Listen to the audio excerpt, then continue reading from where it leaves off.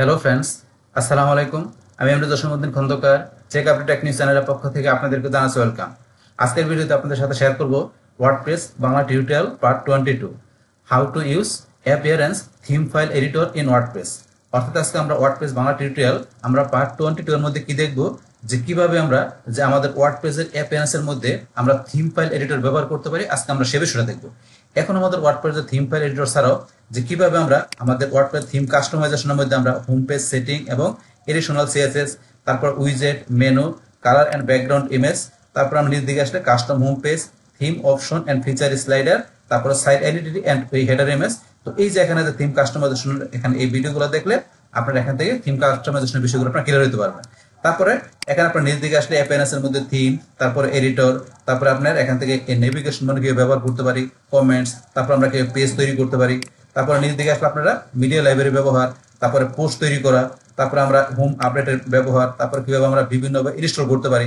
যেমন সফটওয়্যার ক্লাসের মধ্যে আপনারা করতে পারেন সি প্যানেলের মধ্যে ওয়ার্ডপ্রেস ইনস্টল, তারপরে আপনারা সি প্যানেল ইউজ করে লাইভ সার্ভারের মধ্যে কিভাবে আমরা ওয়ার্ডপ্রেস ইনস্টল করতে পারি।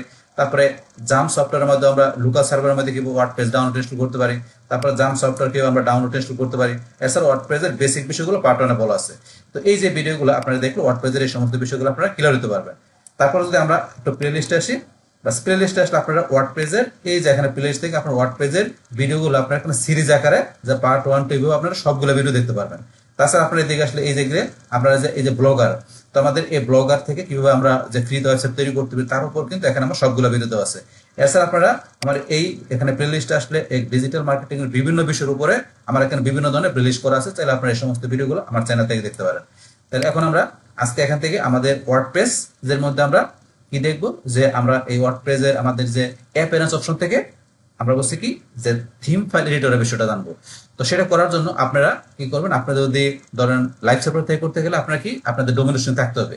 যদি আপনাদের ডোমেন হোস্টিং পারচেজ করা থাকে তাহলে আপনারা ব্রাউজারে আসবেন, আসার পর আপনার ডোমেনের নামটা লিখবেন। যেমন আমার ডোমেনের নামটা কি josimOnline.com, বাস তারপর আপনার স্ল্যাশ দিয়ে wp-admin বা অ্যাডমিন বা আপনার wp-login.php আপনার তিনটার যে কোনো একটা লিখে এন্টার প্রেস করবেন।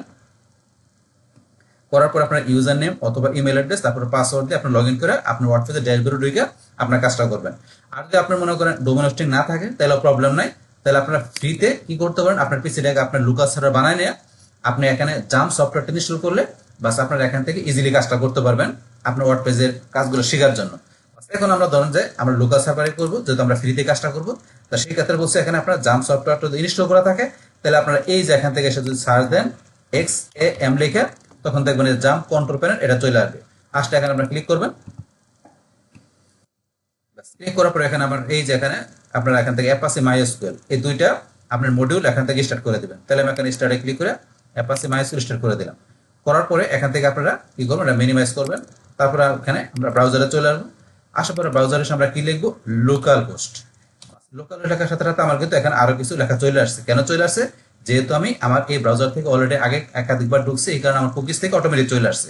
বাস আপনার যদি না আসে তাহলে আপনি লোকাল হোস্টের পরে স্ল্যাশ দিয়ে কি লিখবেন, আপনার ফোল্ডারের নামটা, কোন ফোল্ডারের নামটা, যে আপনার সি ড্রাইভের যে জাম আপনার যে ফোল্ডারটা আছে তার ভিতরে htdocs-এ আপনি যে ফোল্ডারটা তৈরি করছেন, যার ভিতরে আপনার ওয়ার্ডপ্রেসের ফাইলগুলো রাখছেন, আপনি সেই ফোল্ডারের নামটা লিখবেন। তাহলে আমার ফোল্ডারের মধ্যে ওয়ার্ডপ্রেসের ফাইলগুলো আছে সেই ফোল্ডারের নাম জসিম। বাস তারপরে স্ল্যাশ দিয়ে আপনারা কি wp-admin বা শুধু অ্যাডমিন বা আপনার এখান থেকে wp-login.php বাস তিনটার যেটা লেখেন, বাস লেখার পর এন্টার প্রেস করবেন। বাস তারপরে এখানে ইউজার নেম বা ইমেল তারপরে পাসওয়ার্ড দিয়ে লগ ইন করতে হবে। তাহলে আমি আমার ইউজার নেমটা দিচ্ছি, পাসওয়ার্ডটা দিয়ে দেওয়ার পর আমরা এখানে লগ ইনে ক্লিক করলাম। বাস লগ ইনে ক্লিক করে ওয়ার্ডপ্রেসে ড্যাশবোর্ডে চলে আসলাম। বাস আসার পরে এখান থেকে আমাদের আজকের যে এখান থেকে কি আমরা থিম ফাইল এডিটরের কাজটা দেখার জন্য আমাদের কি করতে হবে, আমরা এই যে অ্যাপিয়ারেন্স এখানে চলে আসার পরে এই দেখেন এখান থেকে আমাদের এই যে লাস্টের অপশনটা দেওয়া আছে কি থিম ফাইল এডিটর, এই বিষয়টা দেখবো। এখান থেকে ধরুন এই থিম ফাইল এডিটর ছাড়াও এই যে উপরে যে বিষয়গুলো দেওয়া আছে home update, post, media, page, comments, তারপরে যে অ্যাপিয়ারেন্স আসলে এখান থেকে আরো যে বিষয়গুলো দেওয়া আছে থিমের মধ্যে থিম আপলোড করা, অ্যাড করা, ডাউনলোড করা, বিভিন্ন বিষয় দেখানো আছে। তারপরে এখানে কাস্টমাইজের যে বিষয়গুলো আছে, যে থিম কাস্টমাইজ করা সমস্ত বিষয়গুলো দেখানো আছে। তারপরে উইজেট, মেনু, হেডার, এখানে সব বিষয়গুলো দেখানো আছে। তো এখান থেকে আমরা এই যে লাস্টের যে অপশনটা আছে থিম ফাইল এডিটর, এখান থেকে কাজটা দেখবো। তো দেখার জন্য আমরা যদি এই যে এখানে থিম ফাইল এডিটর আমরা এখানে ক্লিক করি, বাস ক্লিক করার পরে এখন কিন্তু আমাদের কাছে এই যে এরকম চলে আসছে। তো এখানে এটা কি বলছে, এটা একটা ওয়ার্নিং দিছে। তো এটা এখানে কি বলছে যে এখানে you appear to be making direct edit to your theme in the WordPress dashboard, it is not recommended editing your theme directly could break your site and your change may be lost in future update। আচ্ছা এখানে কি বলছে যে এখানে কি করতে পারেন, আপনি কিন্তু আপনার ওয়ার্ডপ্রেসের ড্যাশবোর্ডের মধ্যে আপনার থিমটাকে আপনি এখান থেকে ডিরেক্টলি ভাবে কি করতে পারেন, আপনি কিন্তু এডিট করতে পারেন। যে এখানে এই থিমের যে র ফাইলটা আমার আছে এখানে, এটা কিন্তু আমরা ডিরেক্টলি এখান থেকে এডিট করতে পারি। কিন্তু আমাদের কিন্তু এখানে কি বলছে যে আমাদের এখানে রিকমেন্ড কিন্তু করে নাই, আমরা করতে পারি কিন্তু রিকমেন্ড করে নাই যে আমাদের করার জন্য। কেন করে নাই এখানে ডিরেক্টলি আমাদের এই এডিট করার বিষয়টা? কারণ এখান থেকে যদি আমরা ডিরেক্টলি এডিট করি আমাদের এই থিমের র ফাইলটাকে, তো সেই ক্ষেত্রে কি হতে পারে যে ফিউচারে যখন কি হবে আমাদের এই থিমটার কোনো আপডেট আসবে, তো সেই ক্ষেত্রে আমরা আপডেট করতে গেলে কি হতে পারে আমাদের এই যে এটার মধ্যে থিমটার মধ্যে আমাদের কি হতে পারে, কোনো প্রবলেম হইতে পারে। মানে আমাদের সাইটটার মধ্যে থিম ব্যবহার করতে সেক্ষেত্রে থিমটা কাজ নাও করতে পারে, কোনো সমস্যা হতে পারে। তো এই বিষয়টা কিন্তু এখানে বলছে যে এটা একটু পড়লে আপনারা বুঝতে পারবেন।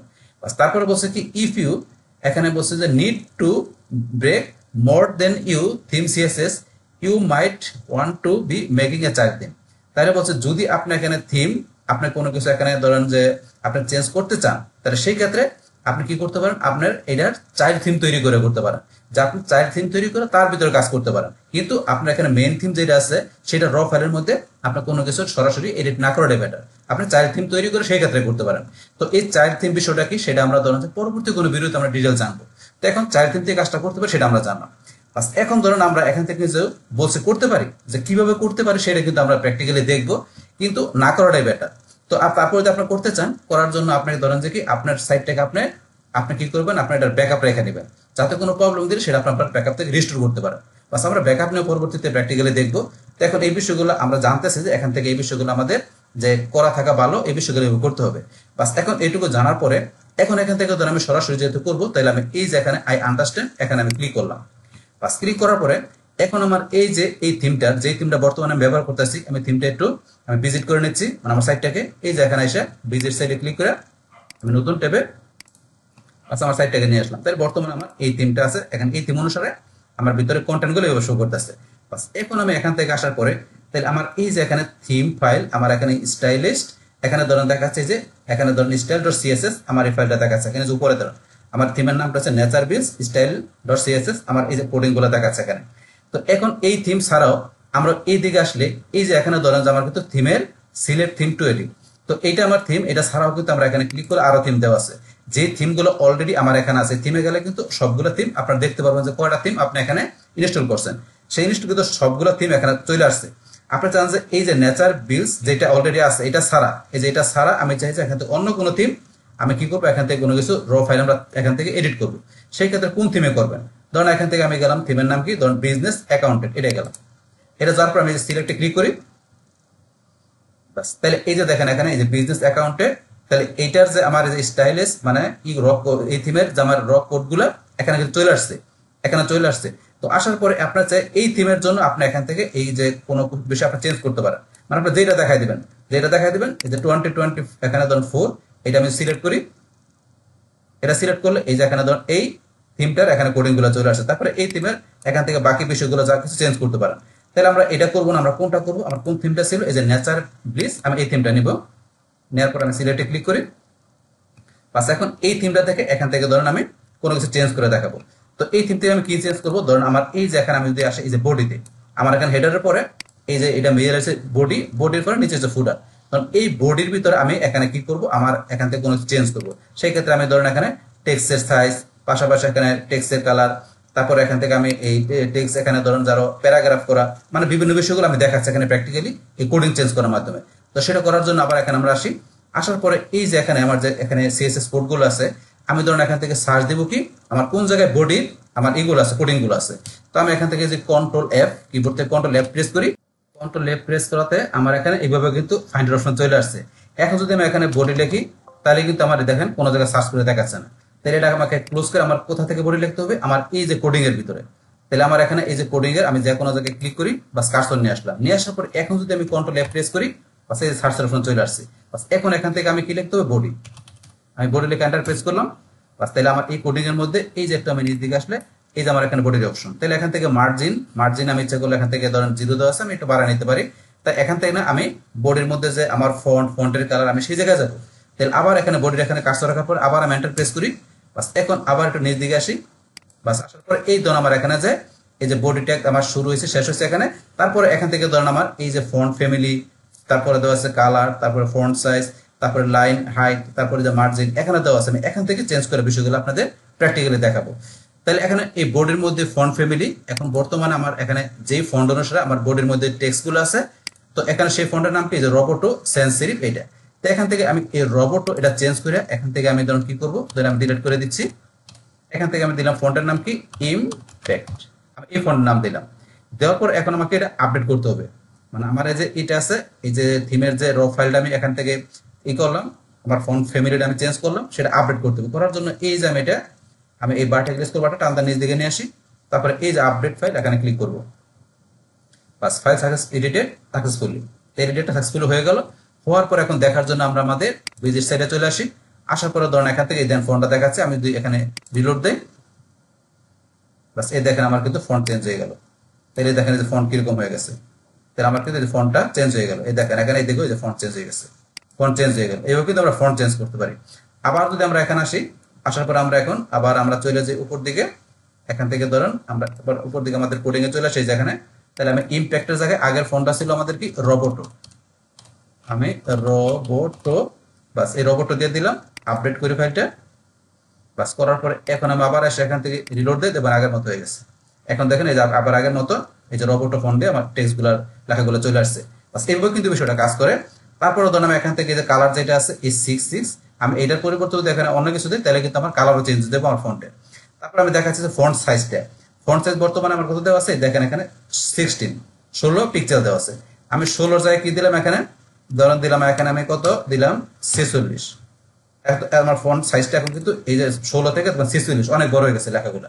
তাহলে দেখার জন্য এখান থেকে আমি 46 দেওয়ার পর আপডেট ফাইল, আমি আপডেট ফাইলে ক্লিক করে ফাইলটাকে আপডেট করে নিতে হবে। আপডেট করার পরে এখন এখানে এসে যদি রিলোড দেই, এই দেখেন আমার টেক্সট গুলো কত বড় হয়ে গেছে। এই দেখেন কত বড় হয়ে গেছে আমার টেক্সট গুলো। আমি কিন্তু বড় করে দেখালাম যে আমার এই বডির ভিতরে আমার এখানে টেক্সট গুলো মানে এটা কতটুকু বড় হয়ে যায় টেক্সট গুলো মানে ফন্ট গুলো। তাহলে এখান থেকে ফন্ট পাশাপাশি যে কালার কিন্তু চেঞ্জ করতে পারতাম, কালার আপনার এখানে চেঞ্জ করে দেখবেন 6 এর জায়গায় অন্য কোনো নাম্বার দিয়ে দেখবেন চেঞ্জ হয়ে যাবে। বাস তাই এখন আমরা আবার আগের মতো 16 নিয়ে আসি। তাই এটা আমরা 4টা ডিলিট করে দেব 1 ডে। বাস এখন আমরা এখান থেকে আপডেট দিয়ে আপডেট করার পর এখানে এসে রিলোড দিলে আবার আগের মতো হয়ে যাবে। এই দেখেন আগের মতো হয়ে গেল। বাস এটা আমরা দেখলাম। তারপরে আমরা এবার দেখি লাইন হাইট। লাইন হাইট কোনটা, মানে এক লাইন থেকে আরেক লাইনের মধ্যে যে হাইটটা বর্তমানে কিন্তু নরমাল দেওয়া আছে। এখন এক লাইন থেকে আরেক লাইনের দূরত্বটা কিরকম থাকবে, তাহলে এখানে দেওয়া আছে কত 1.7 নরমাল অবস্থা দেওয়া আছে। এখন 1 এর জায়গায় আমি যদি মনে করেন দিলাম কি, তখন 2.7 দিয়ে দিলাম। এখন আমি আপডেট ফাইলে ক্লিক করি, করার পর আমি রিলোড দেই। তাহলে এই দেন আমার এক লাইন থেকে আরেক লাইনের দূরত্ব রয়েছে। তাহলে এক লাইন থেকে আরেক লাইনের দূরত্বটা কিন্তু এই জন্য বাইরে গেল, এই দেন বাইরে গেছে। তো আপনি যদি এখান থেকে আরো বাড়ায় দেন, আমি দিলাম এখানে মনে করেন কত দিলাম, 2 এর জায়গায় দিলাম 4.7। আপডেট করলাম, আপডেট করার পর রিলোড দেই। এই দেখেন অনেক ফাঁকা হয়ে গেছে। তাহলে এক লাইন থেকে আরেক লাইনের দূরত্ব কত অনেক বেশি হয়ে গেছে। এও কিন্তু বিষয়গুলো আপনারা দেখতে পারেন। এখন আবার আগের মতো নিয়ে আসি, আমরা 1 দিলাম, আপডেট ফাইলে ক্লিক করলাম। বাস এখন আমরা যদি রিলোড দেই দেখবেন আগের মতো এই যে নরমাল হয়ে গেছে। এইভাবে কিন্তু আপনি এখান থেকে এই বডি ইয়াতে যাইয়া এই যে আমরা যে বডি ট্যাগ শুরু শেষ এর ভিতরে এই কাজগুলো আপনি করতে পারেন, তারপর মার্জিনে করতে পারেন। এগুলো আপনার এইভাবে আপনার এই থিমের র ফাইলের মধ্যে কিন্তু কাজটা করতে পারেন। কিন্তু আমাদের কিন্তু রিকমেন্ড করে নাই করার জন্য, কারণ করতে গেলে দেখা গেছে এখন যদি এই কোডিং গুলো আপনি ভালোভাবে না জানেন, সিএসএস এর কোডিং আপনি যদি এক্সপার্ট না থাকেন, তাহলে আপনার ধরেন এগুলো চেঞ্জ করতে গেলে আপনার দেখা গেছে যে এরকম জিনিসগুলো আপনি যদি ঠিক মতো না জানেন, চেঞ্জ করতে গিয়ে আপনি এগুলো ঠিক মতো করতে পারতেছেন না, কিংবা আপনি এক জায়গায় মানে যেটা করা দরকার অন্য একটা করে ফেলাইছেন, মানে আপনার ভুল করে ফেলাইছেন। তো সেই ক্ষেত্রে ওই যে থিম যখন আপনার আপডেটের বিষয় আসবে, তখন আপডেট করতে গেলে এখানে আপনি যেটা চেঞ্জ করেন না কেন, সেক্ষেত্রে আপডেট করলে কিন্তু আবার আগের মতো ডিফল্ট অবস্থা চলে আসবে, পাশাপাশি আপডেট চলে আসবে। কিন্তু এখন আপনি উল্টাপাল্টা করতে গেলে এই আপডেটের কারণে দেখা গেছে আপনার এই থিমের কাজ নাও করতে পারে আপনি উল্টাপাল্টা কাজ করলে। তো সেই ক্ষেত্রে এই ডিরেক্টলি ভাবে র ফাইলের ভিতরে থিমের আপনি আপডেট না করে বেটার, আপনি চাইল্ড থিম নিয়ে সেই ক্ষেত্রে কাজটা করতে পারেন। এটা কিন্তু অলরেডি আগেই জানছি। বাস কিন্তু তারপরে এখানে এই থিমটার র ফাইলের মধ্যে আমরা কিভাবে আপডেট করতে পারি সেই বিষয়টা কিন্তু আপনারা এখান থেকে বিষয়টা দেখাই দিলাম, যে কিভাবে আমরা এখান থেকে র ফাইলের মধ্যে আমরা এখান থেকে এই সিএসএস কোডিং গুলো চেঞ্জ করে আমরা এখান থেকে বিষয়গুলো দেখতে পারি আমাদের সাইটটাকে, সেটা কিন্তু একটা প্র্যাকটিক্যাল দেখাই দিলাম। তো এখান থেকে আপনারা এই যে এটা ছাড়াও এখানে যদি আমরা নিচ দিকে আসি, এই যে এখানে ধরুন যে আপনারা নিচ দিকে আসলে ধরুন এই যে এখানে ধরুন এগুলো দেখবেন, এই যে এখানে নিচে আসলে এই যে 404 টেমপ্লেট, তারপর আর্কাইভ, কমেন্ট, তারপরে যে থিম ফুটার, আমরা থিম ফুটারে যে যাই, বা থিম ফুটারে যাওয়ার পরে এই যে আমাদের এই থিমটার এই যে ফুটার অপশনের ভিতরে আপনি তো কোনো কাজ করতে চান, তাহলে এই এখানে থিম ফুটারে যায় এখানে আপনি দেখবেন কোডিংটা আপনি কি করতেছেন, কোডিং দেখে সেটা করতে হবে, কিন্তু তার আগে অবশ্য কোডিং আপনার জানতে হবে। তারপর আপনার এই থিম ফুটারের মতো আপনি যদি চান যে থিম হেডারে কোনো কিছু করবেন, তাহলে আপনার এই থিমের হেডারে যে কাজগুলো করা আছে, হেডারের যে বিষয়গুলো আছে, তো সেখান থেকে আপনি কি করতে চান সেগুলো আপনি দেখে নেবেন, দেখে আপনি সেখান থেকে চেঞ্জ করতে হবে। না জানে কোনো কিছু করা যাবে না, করতে গেলে আপনার কি হইতে পারে, আপনার সাইডের মধ্যে থিমটা কাজ নাও করতে পারে, প্রবলেম দেখাইতে পারে। এই জন্য তো আমরা বললাম যে চাইল্ড থিম নিয়ে আপনার জিনিসগুলো করতে পারেন। তো অবশ্যই আপনার কোডিং জানতে হবে, আপনার সিএসএস এর কোডিং গুলো। তো এই যে বিষয়গুলো এখানকার, যে আমরা এখান থেকে যে র ফাইল যেটা আমাদের কি এখান থেকে থিমের, সেটা আমরা কিভাবে চেঞ্জ করতে হবে সেটা কিন্তু আপনারা দেখা দিলাম। থিম হেডার থেকে এখন ধরুন আমরা আবার যদি এখানে চলে আসি, আমাদের এই যে স্টাইলিস্ট এখানে যেটা আছে স্টাইল.সিএস, আমরা এখানে ক্লিক করলাম। করার পরে ধরুন এখানে কিন্তু আমাদের যে ডিডিওনো আমাদের বলছে যে আমরা কি বিষয়টা জানি কিনা, কোন বিষয়টা, যে বলছে there is no need to change your CSS এখানে হিয়ার, বলছে যে আমাদেরকে এখানে বলছে যে কি চেঞ্জ না করার প্রয়োজন, মানে চেঞ্জ না করাটা বেটার, এটা বলছে আর কি। You can edit and live preview CSS change file built in CSS editor, এটা বলছে যে আপনি যদি চেঞ্জ করতে চান সিএসএস কোডিং গুলো, তাহলে আপনি এই যে এখানে ক্লিক করলে আপনার কোথায় নিয়ে যাবে, আপনার থিম কাস্টমাইজেশনের যে আপনার যে এডিশনাল সিএসএস এ, এডিশনাল সিএসএস থেকে সেখান থেকে আপনি সিএসএস এর কোডিং আপনি চেঞ্জ করতে পারেন। এই বিষয়টা বলছে এখান থেকে গেলে আপনাকে দেখাবে, সরাসরি এখান থেকে কিন্তু সিএসএস এর কোড আপনার চেঞ্জ না করার প্রয়োজনীয়তা বলছে এখানে করার জন্য আর কি। বাস এই বিষয়টা তো অলরেডি আমরা আগেই জানছি, একটু করে দেবেন এগুলো। তো এখানে কি বলে, বাস তাইলে এখন আমরা এখান থেকে কি জানলাম যে কিভাবে যে আমাদের এই ওয়ার্ডপ্রেসের মধ্যে আমাদের যে থিম থাকবে, সেই থিমের যে র ফাইল যেটা থাকবে সেটা আমরা কিভাবে এখান থেকে এডিট করতে পারি সেটা কিন্তু জানলাম। যেটা আবার যে রিকমেন্ড করে নাই যে করার জন্য সেটাও জানছি যে চাইল্ড থিম থেকে করতে পারি, কিন্তু আমাদের এখানে যে এই থিম ফাইল এডিটরের বিষয়টা কি, এটা কি কাজ করে, এটা আমরা কি করতে পারি, সেটা কিন্তু আপনাদের আমি এখানে বিষয়টা প্র্যাকটিক্যালি দেখাই দিলাম যে অ্যাকচুয়ালি বিষয়টা কি এখানে। বাস তাহলে এই আমাদের এখন টোটাল বিষয়টা মূলত আমাদের আজকের ভিডিও। ডিয়ার ফ্রেন্ডস, আমার আজকের এই WordPress Bangla tutorial part 22 how to use appearance theme file editor in WordPress, এই ভিডিও যদি আপনাদের কাছে ভালো লেগে থাকে কিংবা ভিডিও থেকে আপনারা কিছু শিখে থাকেন, উপকৃত হয়ে থাকেন, তাহলে আমার এই জেক আপডেট টেকনিক চ্যানেলটা আপনারা সাবস্ক্রাইব করবেন, লাইক করবেন, কমেন্ট করবেন এবং সবার সাথে শেয়ার করবেন। Thanks everybody.